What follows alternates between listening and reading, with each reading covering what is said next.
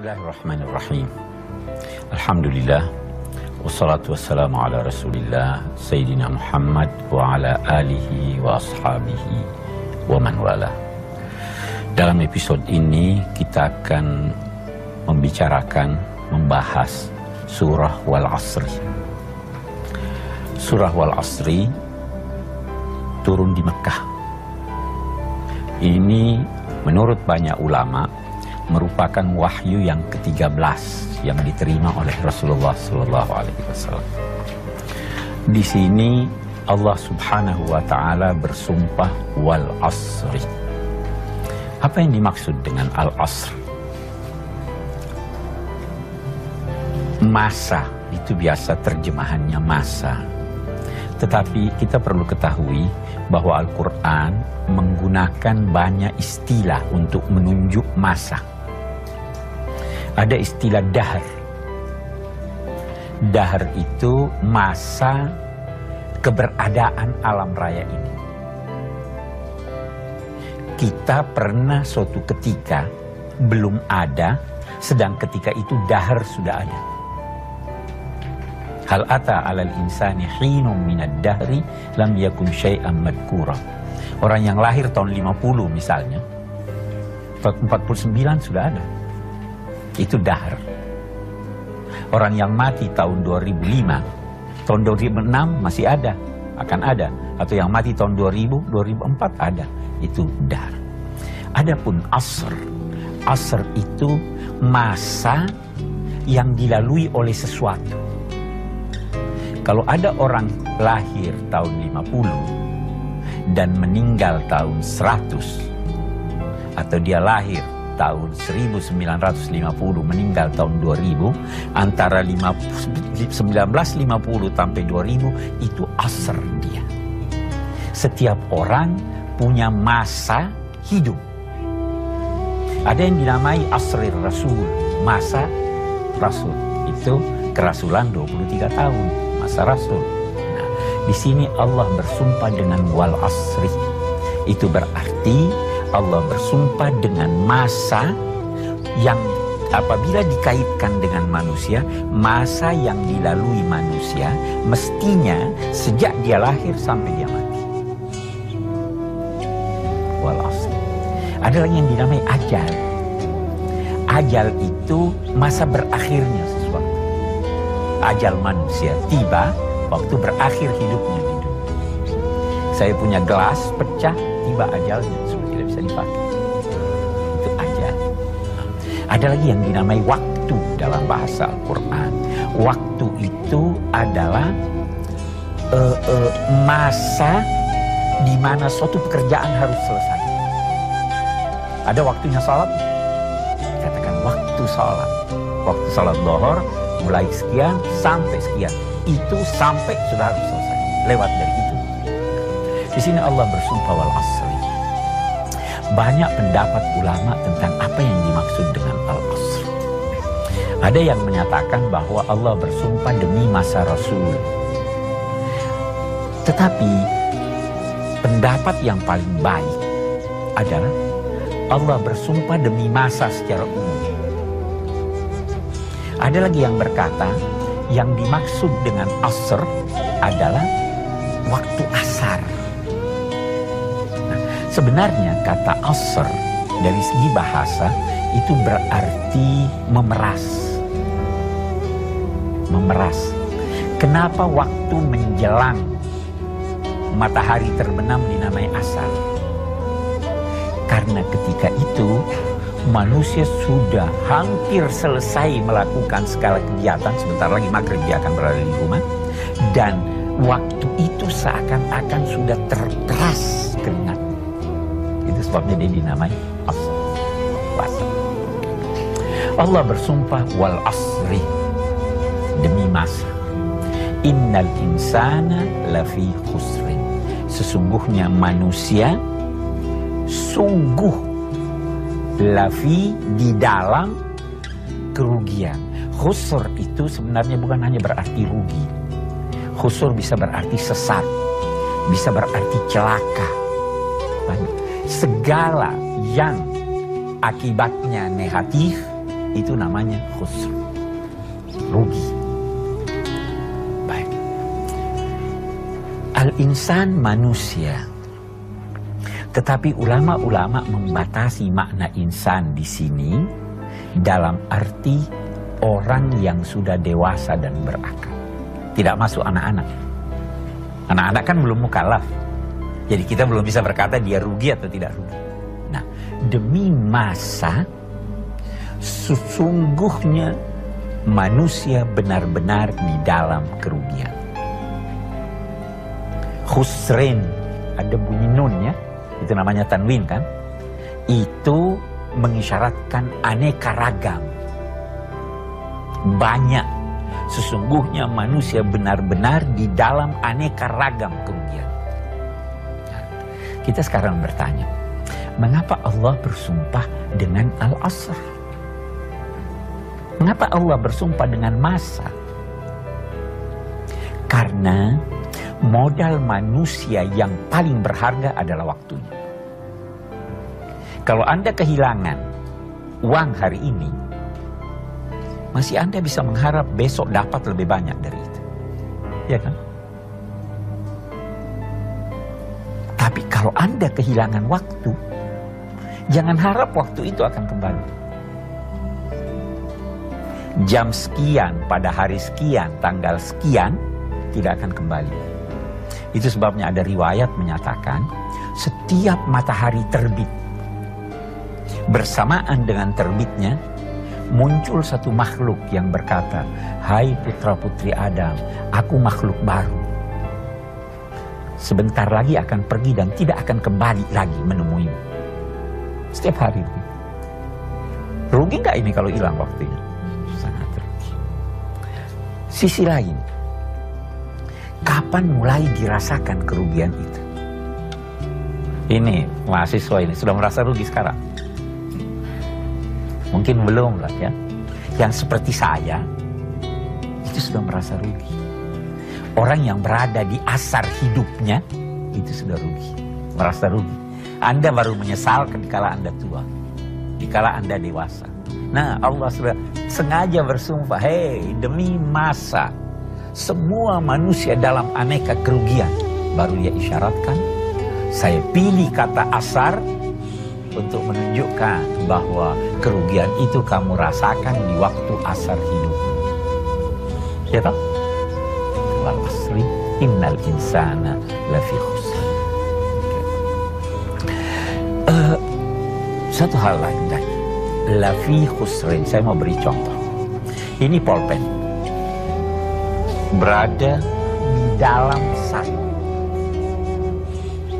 Terlihat nggak pulpen? Manusia di dalam, ada wadah, di dalam kerugian. Seluruh totalitasnya rugi. Bukan cuma rugi, hartanya tidak ada, bukan cuma rugi, seluruh totalitasnya rugi. Innal insana lafi khusrin.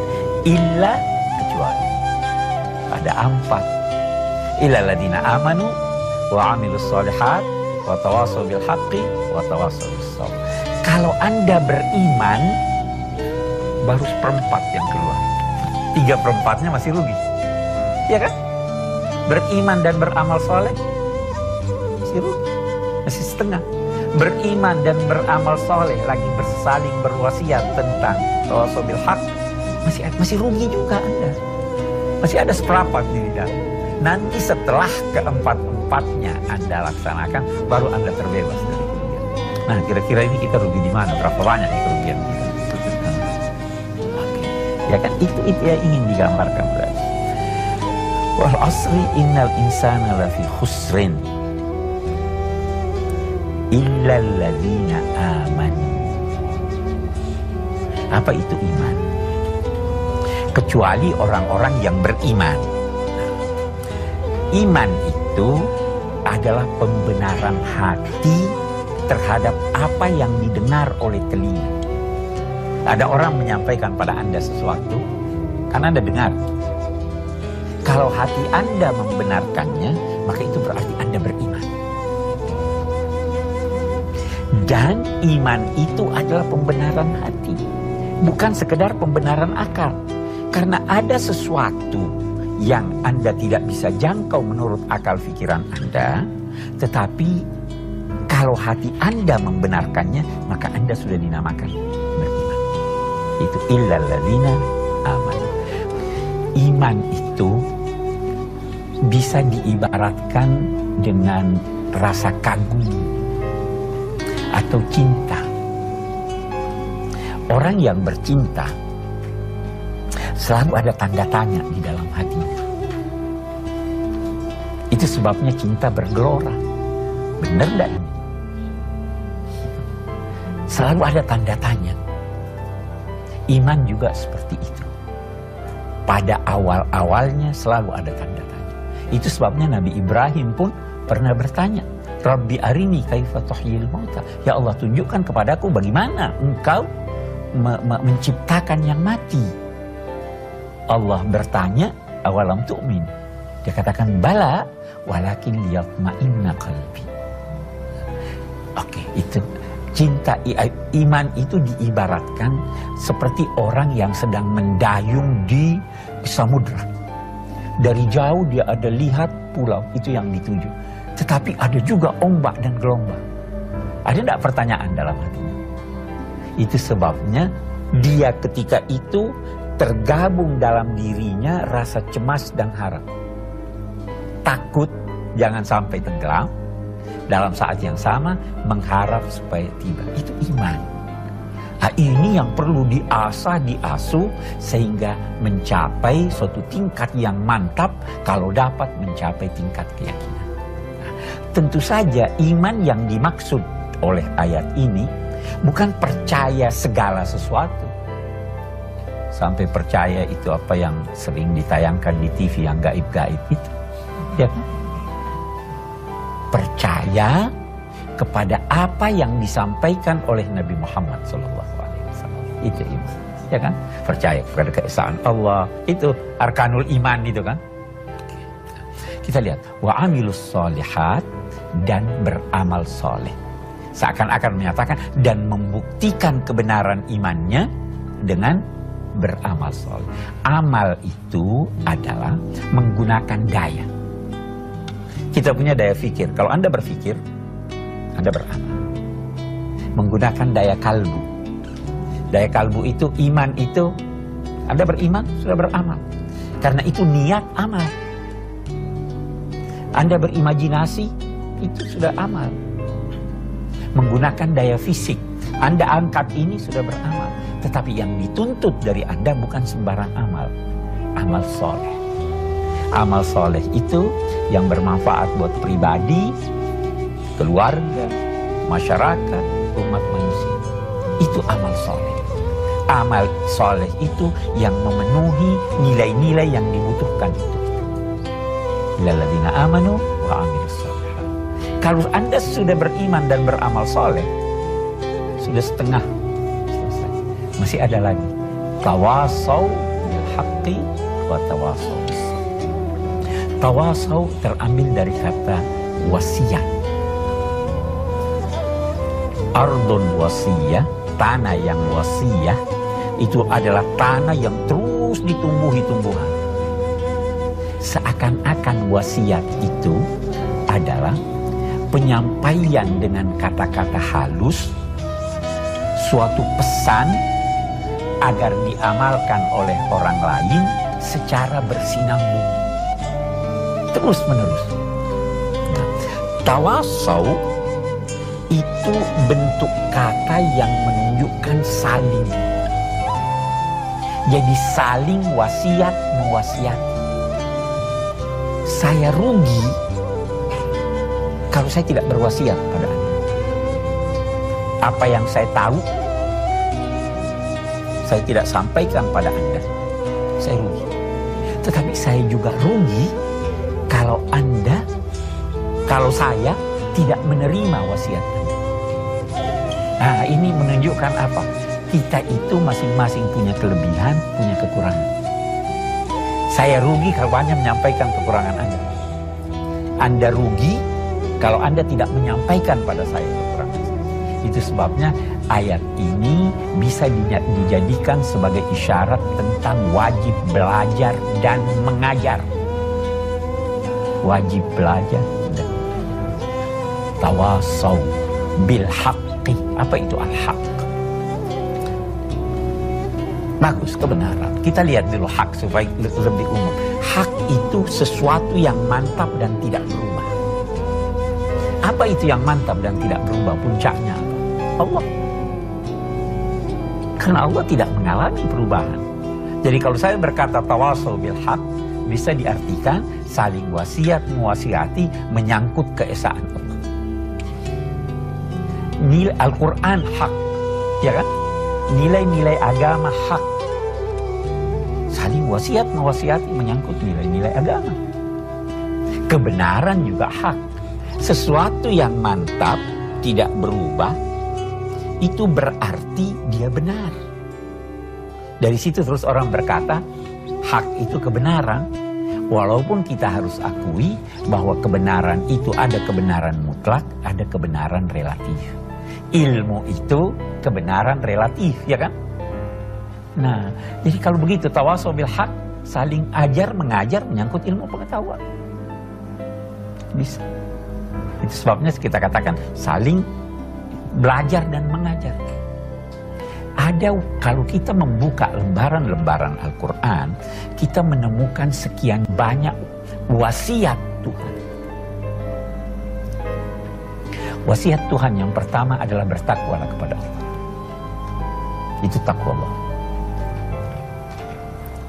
Wasiat Tuhan yang kedua, ada rincian agama. Misalnya, yusikumullahu fi auladikum lidzakari mithlu hadzil unsayain. Warisan, itu wasiat Tuhan, laksanakan.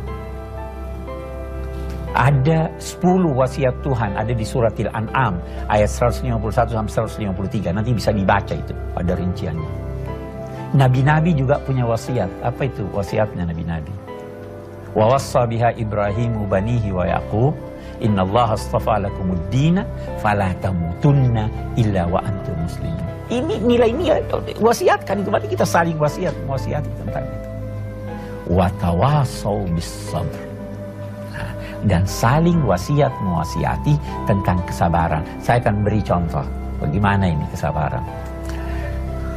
Saya punya anak atau saya punya teman tidak sholat atau melakukan suatu keburukan. Saya perlu nasihati atau tidak? Nasihati sekali. Belum mempan. Nasihati 2 kali, belum mempan. 3 kali, belum mempan. Bagaimana sikap ibu? Bagaimana sikap Anda? Ah udahlah, biarin aja, saya udah bosan kasih. Rugi nggak itu? Karena Anda tidak sabar. Nah, kesabaran itu, sabar itu artinya, sabar itu dalam bahasa berarti menahan. Sabar itu menahan gejolak nafsu untuk mencapai yang baik atau yang lebih baik. Nah ini mahasiswa sekarang, Anda selesai S1, udahlah, sudah mau kawin, udah mau ini, ya kan? Ditahan itu gejolak nafsu untuk mencapai yang lebih baik. Yang lebih baiknya apa? S2. Sudah sampai S2, sudah udah mau berhenti. Perlu sabar enggak? Masih perlu sabar, ditahan lagi sampai S3. Masih perlu sabar enggak? Sampai Anda mencapai, sampai berakhir masa hidup Anda. Itu menuntut ilmu harus sampai minal mahdi ilal lahdi. Itu. Jadi kalau Anda hanya beriman dan beramal soleh, itu boleh jadi hanya buat diri Anda. Anda harus memperhatikan orang lain. Memperhatikan, mengajar orang lain harus dengan kesabaran. Sabar itu dibutuhkan oleh orang yang kaya dan orang miskin, oleh orang yang pandai dan orang bodoh. Ya. Orang kaya perlu sabar, dia punya duit banyak, telah beli ini beli itu. Sabar, jangan ikuti nafsu, jangan tahan itu kehendak nafsu untuk itu. Perlu sabar nggak? Orang miskin lebih perlu lagi. Kalau dia tidak sabar, dia bisa macam-macam. Penguasa perlu sabar. Sabar dalam ketaatan. Sabar itu. Aduh, udah deh, saya alhamdulillah udah salat 5 waktu, udahlah. Ya. Perlu sabar enggak untuk taat? Ada gejolak nafsu. Udahlah, habis maghrib udah selesai, alhamdulillah, assalamualaikum, enggak usah salat sunnah. Perlu sabar, tahan itu gejolak nafsu. Itu sabar. Jadi sabar adalah kebutuhan umat manusia. Sabar adalah kunci pencapaian segala kesuksesan. Itu sebabnya surah kita ini mengajarkan tawasau bil haqqi wa tawasau bis sabr. Sahabat-sahabat Nabi kalau bertemu tidak berpisah kecuali membaca surat Al-Asr. Imam Syafi'i berkata, seandainya tidak ada tuntunan Allah yang turun kecuali surat Wal Asri, itu sudah cukup. Amalkanlah surat Wal Asri, itu sudah cukup bagi Anda untuk mendapatkan kebahagiaan dunia dan akhirat. Hargai waktu Anda, bagi waktu Anda, dan isi waktu itu dengan keempat hal ini. Baru seseorang itu terbebaskan dari aneka kerugian, kecelakaan, dan mencapai sukses dalam hidup ini, di dunia dan di akhirat. Baik, kita akan menyimpulkan. Apa kesimpulan surat Al-Asr? Apa pesan Allah di sini? Saya kira yang pertama pesannya hargailah waktu. Nah, dalam konteks menghargai waktu, Nabi ada memberi pesan. Alal mar'i ma lam yakun maghluban ala aqlihi ayyakuna lahu sa'an. Seorang selama belum terkalahkan akalnya oleh nafsunya, selama belum gila, hendaknya dia mempunyai waktu-waktu tertentu. Sa'atun yunaji fiha rabbahu. Ada waktu dia berdialog dengan Tuhan. Salat, bertafakkur, zikir, ada waktu untuk itu. Wasa'atun yuhasibu fiha nafsahu. Ada waktu dia melakukan introspeksi terhadap diri. Wasa'atun yatafakkaru fiha fi khalqis samawati wal ardh. Ada waktu dia hendaknya berpikir tentang penciptaan langit dan bumi. Maksudnya belajar, membaca. Wasa'atun yakhlu fiha lihajatihi wa hajati ahlihi min mat'amin wa mashrab. Dan ada lagi waktu yang dia gunakan untuk memenuhi kebutuhannya dan kebutuhan keluarganya, makan, minum. Itu pembagian waktu.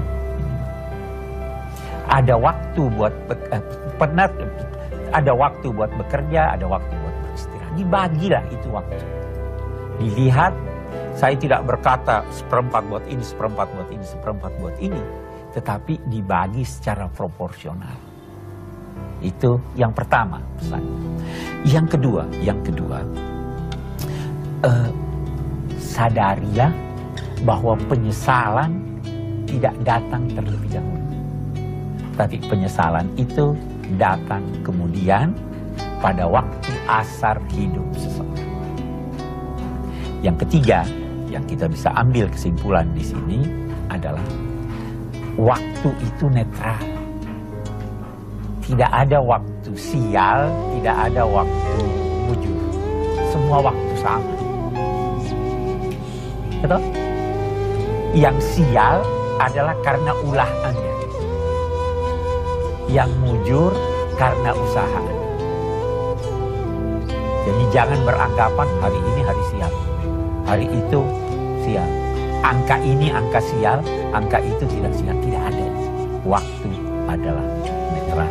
Saya kira ini kesimpulan yang dapat kita ambil dalam konteks memahami surah Al-Asr. Baik, bapak-bapak, saudara-saudara, ibu-ibu, kita cukupkan sampai di sini. Insya Allah kita bertemu dalam episode yang akan datang. Wassalamualaikum warahmatullahi wabarakatuh.